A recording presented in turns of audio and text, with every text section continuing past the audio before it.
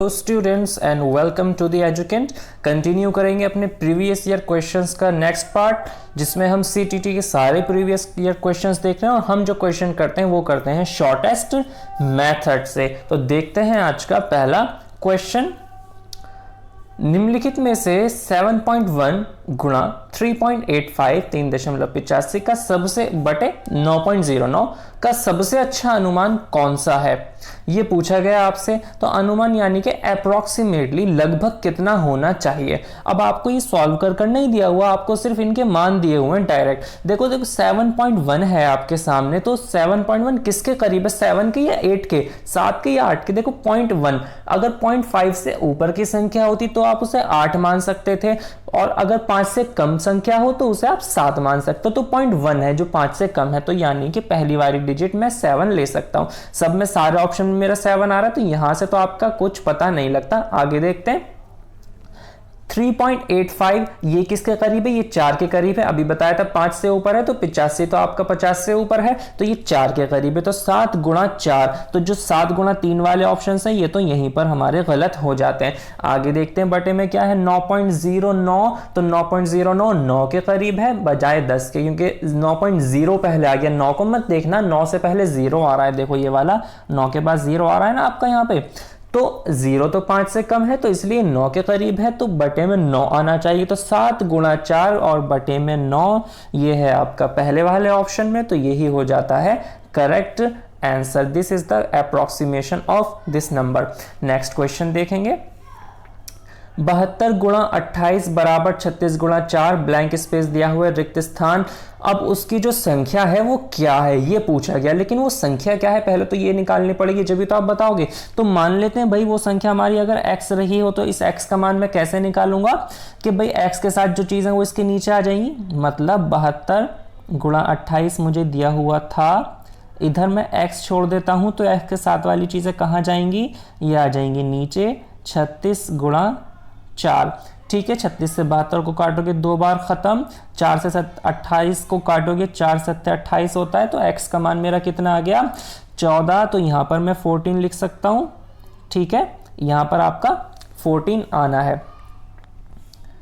अब देखो ये जो आपका 14 आया है, ये 14 क्या है, ये 14 आपका रिक्त स्थान की संख्या है। तो मुझे इसको चेक करना है, जो 5 आपके लिए ऑप्शन दिए हुए हैं कि ए 7 का गुणज है क्या 14, तो जी हाँ 7 का मल्टीपल है। गुणज होने का मतलब 7 के टेबल में आना चाहिए, जी हाँ बिल्कुल आता है, तो ए वाला तो पॉइंट ठीक हो जाता है। एक अभाज्य संख्या है, अभाज्य संख्या उस संख्या को बोलते हैं जो किसी से डिवाइड नहीं होती अपने और एक के अलावा। तो 14 क्या किसी से डिवाइड नहीं होता, गलत बात, हो जाता है 2 से भी हो जाता है, आपका 7 से भी हो जाता है, तो ये ऑप्शन तो आपका गलत हो गया। सी देखते हैं 10 से कम है, 14 10 से कम नहीं है, गलत।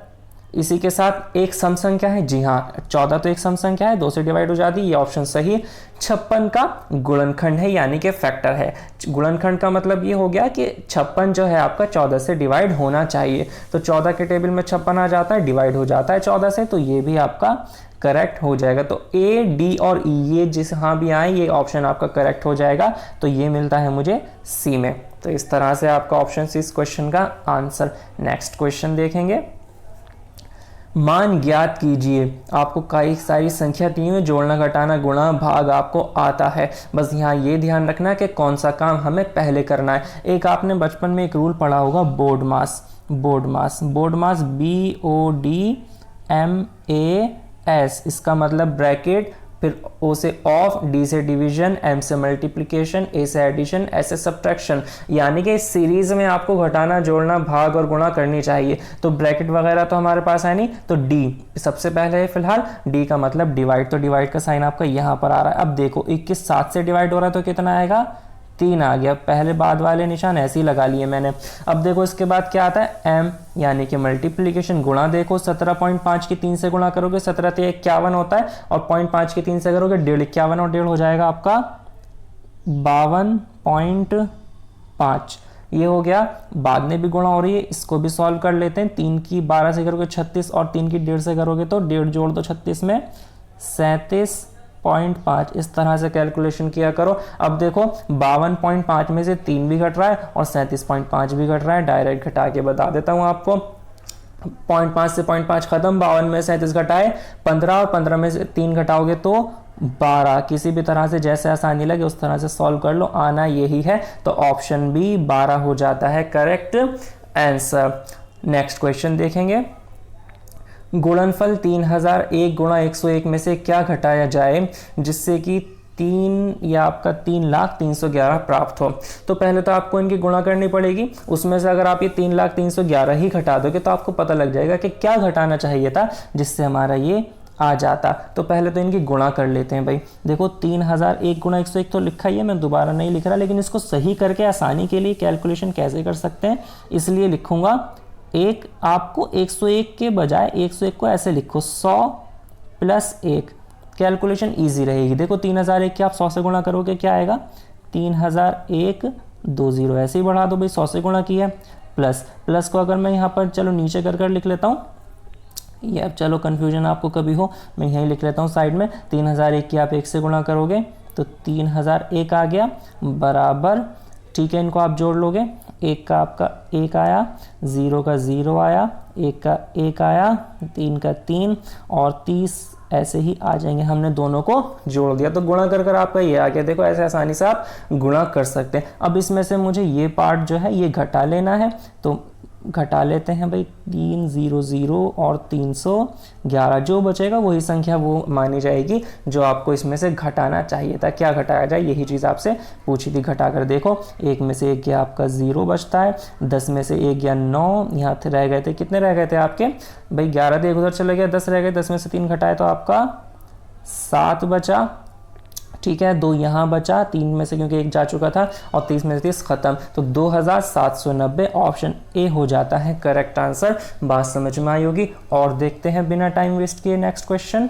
यदि 1001 गुणा 111 बराबर इतना और इतना है तो रिक्त स्थान में संख्या है। उसी तरीके से करना है, इसको भी देख लेते हैं भाई। 1001 है और 111, इसकी डायरेक्ट गुणा देखो कैसे करते हैं। 111 की मुझे 1001 से करनी है, तो पहले मैं बाद वाले लास्ट से लेकर चलते हैं। तो 111 के आप 1 से गुणा करोगे कितना आएगा, 111 आ जाएगा। डायरेक्ट लिख दो क्योंकि 2 0 आई हुई हैं भाई, 2 0 है तो हासिल की वजह से दोनों 1 ऐसे ही आ जाएंगे। फिर 111 के फिर 1 से गुणा करोगे तो 1 1 1, देखो मैंने इसकी गुणा की है, गुणा कर यही आएगा। डायरेक्ट कर सकते हो क्योंकि 2 0 आ चुकी हैं बीच में, ठीक है।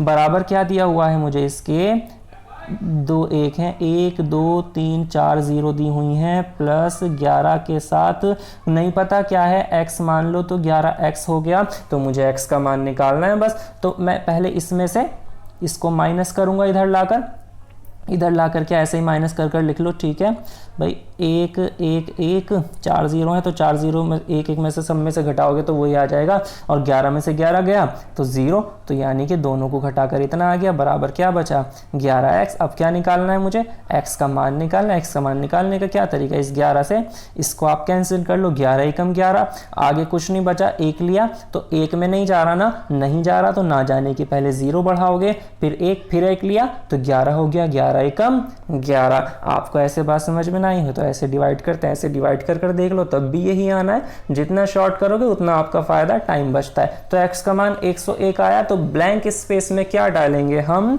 101, यानी कि ऑप्शन बी करेक्ट हो जाता है। नेक्स्ट क्वेश्चन देखेंगे।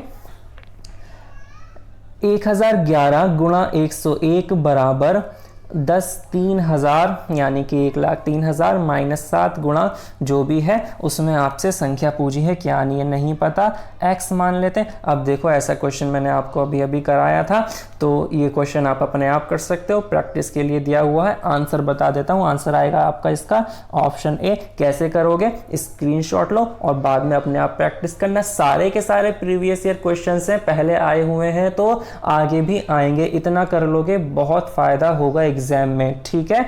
तो कैसे करोगे, वही आप कैलकुलेशन करो, आसान बनाओ। 1011 लिखा हुआ है, पहले 100 से कर लो, फिर 1 से कर लो, दोनों की मल्टीप्लाई आ जाएगी, फिर इसमें से ये माइनस कर लो, फिर 7 से डिवाइड करके आपका x का मान आ जाएगा। आप जानते हो इस चीज़ को, अभी हमने लास्ट क्वेश्चन में किया। चलो नेक्स्ट क्वेश्चन देखेंगे। 603 गुणा 28 बराबर 63 गुणा 4 गुणा x, तब रिक्त स्थान पर संख्या, ये भी कुछ ऐसा क्वेश्चन है। तो x मान लेते हैं रिक्त स्थान वाली संख्या को। अब x का मान निकालना है तो मैं क्या करूंगा, बताया था जब भी किसी चीज़ का मान निकालना हो उसके साथ वाली चीज़ें दूसरी साइड ले जाया करो। तो 603 गुणा 28 यहाँ पर है, इसको पहले मैंने ऐसे ही लिख लिया।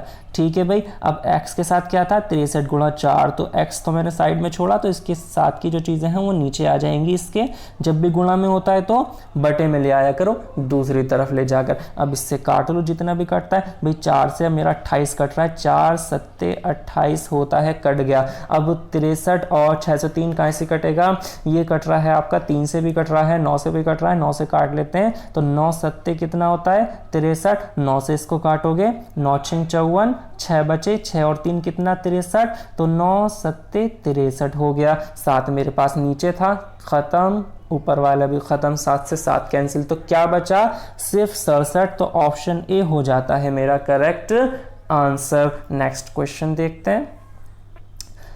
2/3 प्लस 4/5 बहुत आसान सा क्वेश्चन है, एग्जाम में आया हुआ है, क्योंकि आपके जो एग्जाम में मल्टीप्लिकेशन, डिवीजन, गुणा भाग और जोड़ना घटाने के क्वेश्चन भी आते हैं, ये भी आपका एक चैप्टर है इसमें, तो इसलिए इस तरह के आसान क्वेश्चन भी हमें मिल जाते हैं। अब देखो कैसे करोगे इसको, 3 और 5 आपका क्या है बटे में है, हर है, तो हम क्या करते हैं पहले इसका एलसीएम लेते हैं। 3 5 का एलसीएम आपका 15 आएगा। कैसे पता लगा भाई, 3 भी अभाज्य संख्या, 5 भी अभाज्य संख्या, जब आपके जो हर है यानी कि बटे वाली नीचे वाली जो संख्या है वो प्राइम नंबर हो, अभाज्य संख्या, तो डायरेक्ट गुणा कर लिया करो, सोचने की जरूरत नहीं है। मैंने क्या किया, 5 के 3 से गुणा की 15 आ गया। अब देखो ऊपर क्या आएगा, ऊपर भी क्रॉस मल्टीप्लाई कर लिया करो, कुछ सोचने की जरूरत नहीं है। अगर नीचे की दोनों संख्या प्राइम है, भाज्य है, कैसे भाई 5 है, 5 की 2 से करूंगा कितना हो जाएगा 10 हो जाएगा। भाई 3 है, 3 की 4 से करूंगा कितना हो जाएगा 3 चौक 12 हो जाएगा। कुछ करने की जरूरत नहीं है, बहुत आसान होता है, क्रॉस मल्टीप्लाई कर दिया करो जब भी प्राइम नंबर्स आए। कब प्राइम नंबर्स, अभाज्य संख्या जब आया करें जो किसी से डिवाइड नहीं होती। 12 और 10 कितना हो गया मेरा 22, जिसको मैं डिवाइड करूंगा 15 से, तो 15 से 22 को डिवाइड करो कितनी बार कटेगा भाई 15 ही कम 15, ठीक है, कितना बचा 7। जो रिमाइंडर होता है, शेषफल होता है, ऊपर लिखते हैं, और 15 से डिवाइड किया था तो 15 तो नीचे आएगा, तो इसको मैं इस तरह से भी लिख सकता हूँ। ठीक है, क्वेश्चन में आपका जो ऑप्शन जिस तरह से दिया हो उस तरह से कर लिया करो। तो 22/15 तो नहीं दिया हुआ था, एक सही 7/15 था जो कि ऑप्शन बी में मुझे मिल जाता है, तो ये हो जाएगा मेरा करेक्ट आंसर। नेक्स्ट क्वेश्चन देखेंगे।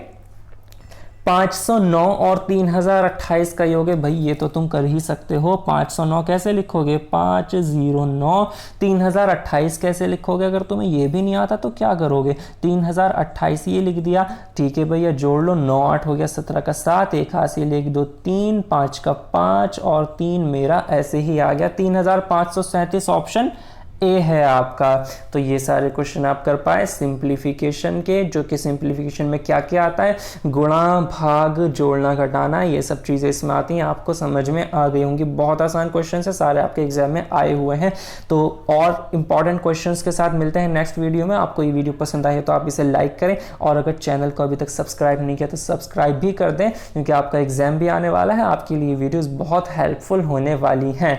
और मोस्ट इंपॉर्टेंटली अपना ख्याल रखें। Thank you so much.